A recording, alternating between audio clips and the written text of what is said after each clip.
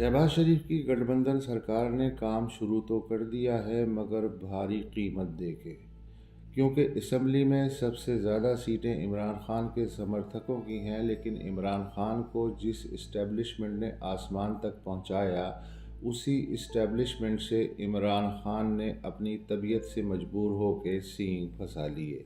इसलिए अब वो जेल में और उनकी पार्टी रेल में है।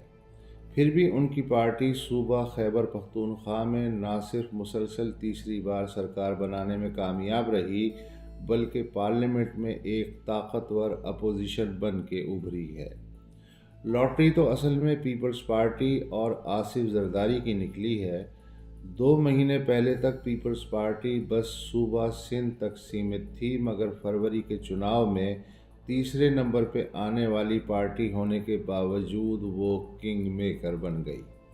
उसने मुस्लिम लीग नून के शहबाज शरीफ की फ़िलहाल बाहर से हिमायत का फैसला किया है।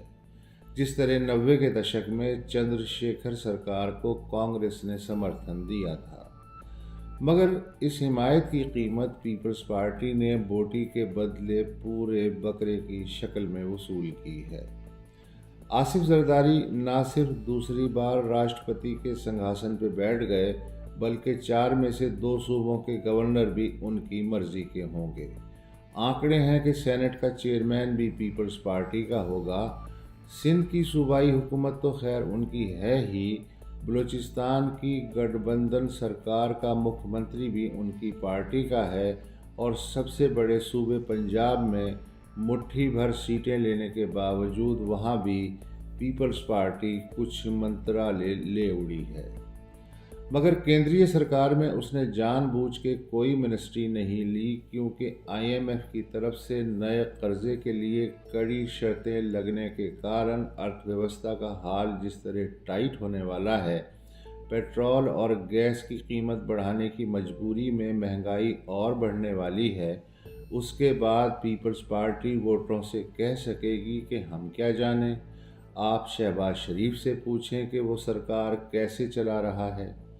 हालांकि ये सरकार कब तक खड़ी रहती है, इसकी चाबी पीपल्स पार्टी के पास है। यूँ समझिए कि इस बार भी पीपल्स पार्टी शेर और शिकारी के साथ कामयाबी से दौड़ रही है। पीपल्स पार्टी का ये नारा खामखा नहीं कि एक जरदारी सब पे भारी।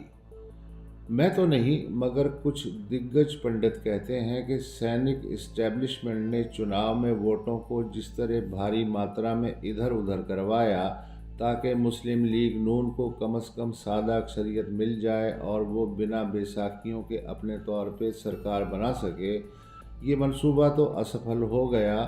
चुनाचे फिर इमरान खान को हर कीमत पे बाहर रखने के लिए दूसरे और तीसरे नंबर पे आने वाली पार्टियों को गर्दन से पकड़ के गठबंधन सरकार बनवाई गई। मगर 2 सबसे महत्वपूर्ण मंत्रालय अपने पास ही रखे गए, यानी वित्त मंत्री और गृह मंत्री। दोनों टेक्नोक्रेट्स हैं और उनका किसी पार्टी से ताल्लुक़ नहीं, जबकि इन्वेस्टमेंट के फैसले भी वो काउंसिल करेगी जिसमें सेनापति बैठते हैं। बाकी जो मक्खन बचा वो गठबंधन सरकार को आपस में खाने बांटने की इजाज़त होगी। भाई शहबाज प्रधानमंत्री बन तो गए, मगर लगता है कि वो जब तक कुर्सी पे बैठे हैं, ये समय वो खुद को प्रधानमंत्री बनाने वालों का एहसान चुकाने पे खर्च कर देंगे।